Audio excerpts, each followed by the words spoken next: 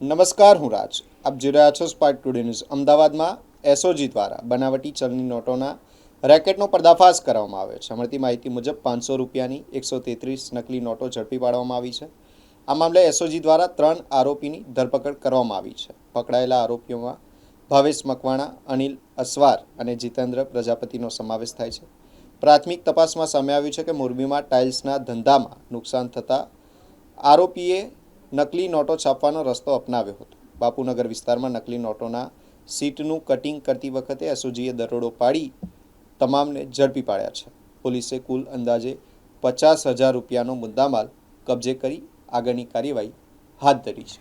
Police commissioner Shri Ahmedabad શહેર, સંયુક્ત police commissioner Shri crime branch તથા નાયબ police commissioner Shri SOG crime બ્રાન્ચના સૂચનાથી એસઓજીની ટીમ, જેમાં police inspector PV Desai, police inspector CV Chauhan તથા પોલીસ સબ ઇન્સ્પેક્ટર જેબી દેસાઈનાઓ બાપુનગર વિસ્તારમાં પેટ્રોલિંગમાં હતા. તે દરમિયાન જેબી દેસાઈનાઓને બાતમી રાહે હકીકત મળેલી કે 3 ઈસમો જે બાપુનગરના ગુજરાત હાઉસિંગ બોર્ડના મકાનમાં રહેશે અને હાલ ભારતીય ચલણની બનાવટી નોટોનું કટિંગ કરી રહેલ છે એવી ચોક્કસ હકીકત મળેલી. પંચો સાથે રેડ કરતા 3 ઈસમો ત્યાં મળી આવેલા. 3 ઈસમો પૈકી એક ઈસમનું નામ ભાવેશ મકવાણા હતું, જેઓ મૂળ મોરબીના છે, તથા બીજા ઈસમનું નામ અનિલ અસવાર હતું, તેઓ પણ મોરબીના છે, અને ત્રીજો ઈસમ જે હતો જીતેન્દ્ર પ્રજાપતિ, એ મૂળ રાજસ્થાનના રહેવાસી છે અને હાલ અમદાવાદ વટવા ખાતે રહે છે.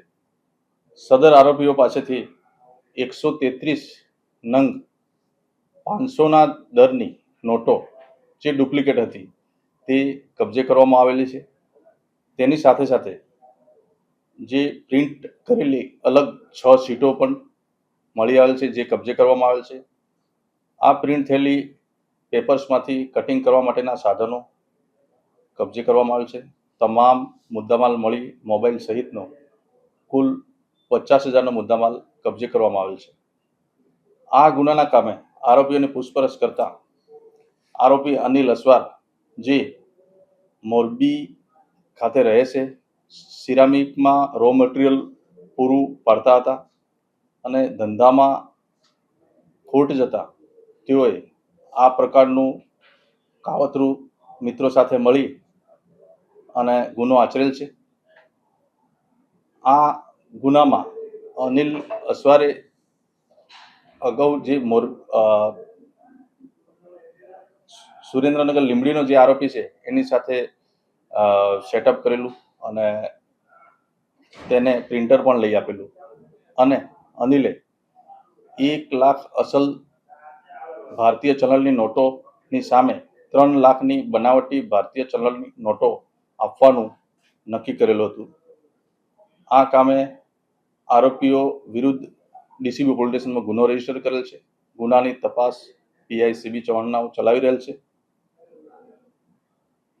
આ લોકોએ બનાવટી નોટો કેટલી બજારમાં ફરતી કરી છે અને અન્ય કોણ આરોપીઓ સંડોવાયેલ છે તે બાબતે તપાસ ચાલુ છે.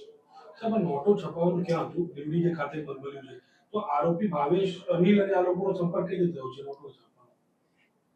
આરોપીઓ અગાઉ મોરબી એકબીજાના ધંધામાં હતા એ દરમિયાન સંપર્ક થયેલો હતો, અને આરોપી જે રાહુલ કાલિયા કરીને છે, જે લીંબડીનો છે, એને છાપવા માટેનું કહી આપેલું અને અનિલે તેને પ્રિન્ટર પણ પૂરું પાડેલ હતું.